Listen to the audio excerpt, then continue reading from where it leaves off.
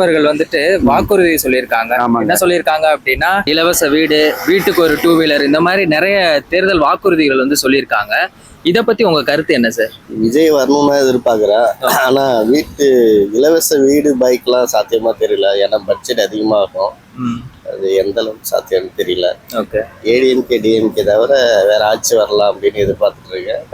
எல்லாம் பார்ட்டியும் இப்போ வந்து இது மாதிரி இது கொடுக்குறேன் அது கொடுக்குறேன்னு ஹவுஸ் ஹோல்டு இது ஓட்டு வாங்குற இது மாதிரி தான் இருக்கு, வழி மாதிரி தான் இருக்கு. ஆனால் ஒரு பார்ட்டிக்கு அது அனௌன்ஸ் பண்ண உடனே மீதி பார்ட்டியெல்லாம் அதுக்கு ரெட்டிம்பா இது கொடுத்து இது இந்த அவங்க பாப்புலாரிட்டியை இன்க்ரீஸ் பண்ணணும்னு பார்க்குறாங்க.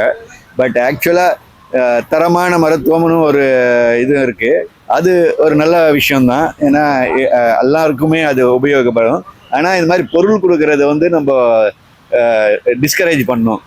இது எப்போவுமே வந்து டிவி கொடுக்குறேன், டூ வீலர் கொடுக்குறேன்றது ஓட்டு வாங்குற மாதிரி தான் வருது. அது நான் விஜய்னு சொல்ல, எல்லாம் பார்ட்டியும் அது பண்ணுறாங்க. ஸோ ஒரு பார்ட்டி ஒன்று கொடுத்தா அதுக்கு ரெட்டிம்பாக அதர் பார்ட்டிஸ் இது பண்ணுறாங்க. அதை நம்ம அவாய்ட் பண்ணோம்.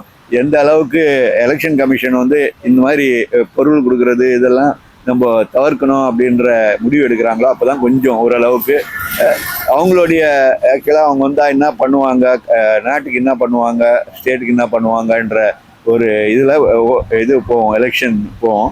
இந்த பொருள் கொடுக்குற இதை வந்து நம்ம தமிழ்நாடுல ஜாஸ்தியாக இருக்குது. இப்போ மீதி இடத்துலையும் வந்துருக்கு மெல்லமாக. ஆனால் ஸ்டார்ட் ஆனதே தமிழ்நாட்டில் தான். அது எப்போ ஒழிக்கிறாங்களோ அப்போ தான் எலெக்ஷனும் ஒரு சமூகமாக நடக்கும், ஒரு ரியல் லீடர் வெளியே வருவாங்க.